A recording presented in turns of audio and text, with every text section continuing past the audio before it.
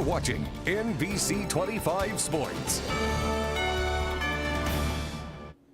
For the Ithaca football team, the pressure must be tremendous. Going into today, the Yellow Jackets had won 69 consecutive games, including 4 consecutive state titles. So every week, the guys in Ithaca face the pressure of not only keeping the streak alive, but today they had the added pressure of playing in a state semifinal game against Boyne City. But if you ask the players and coaches about it, they wouldn't have it any other way.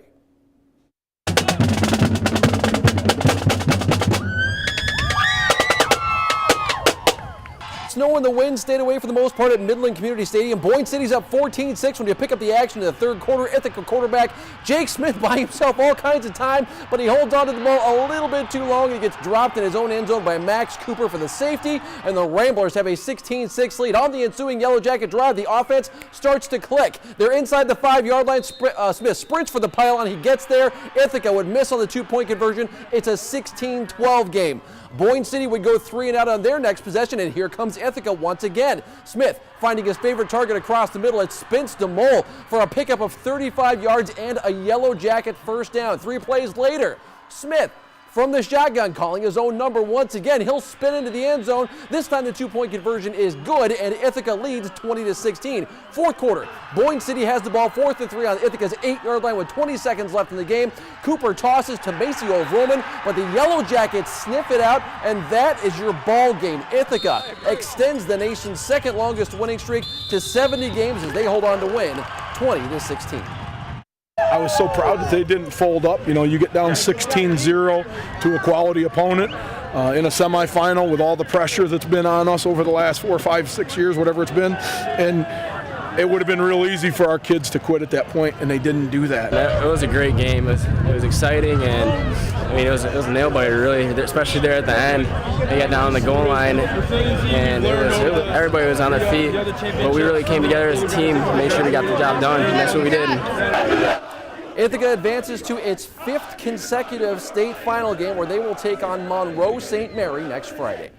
Michigan Lutheran Seminary was trying to prevent Ishpeming head coach Jeff Olson from making his 3rd straight appearance in Division 7 final. We're going to pick this game up in the third quarter, 8-0 Ishpeming. MLS quarterback Nate Lindlof takes advantage of his 6'5" receiver Andrew Schroeder for the 15-yard touchdown pass, but the Cardinals missed the PAT, so it's 8-6 Ishpeming. Fourth quarter now, Ishpeming leads 14-6. Lindlof goes back to the air, and he's looking for Casey Williams, their other stellar weapon. Not only does Williams make the catch, but he's going to break 2 arm tackles, cut all the way back across the field for the touchdown. This kid is good with like 5 O's, but the Cardinals would miss the 2-point conversion. Ishpeming maintained a 14-12 advantage.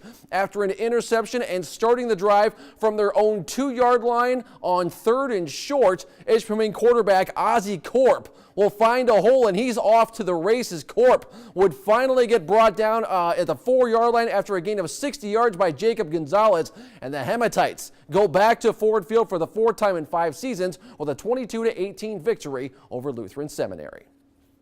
The Harbor Beach defense had given up a touchdown or less in 11 of its 12 opponents this year. Today they tangled with the Muskegon Catholic team, averaging over 50 points per game. Second quarter, the Crusaders lead 7-0. They're driving. Tommy Scott finds a big hole, and he trucks Josh Selke at the end of the play. Muskegon first down. Later in the drive, they punch it in as Christian Martinez powers in from a yard out, and the Crusaders have a 14-0 lead. On the ensuing Muskegon drive, they stick with the ground game, because if it ain't broke, don't fix it.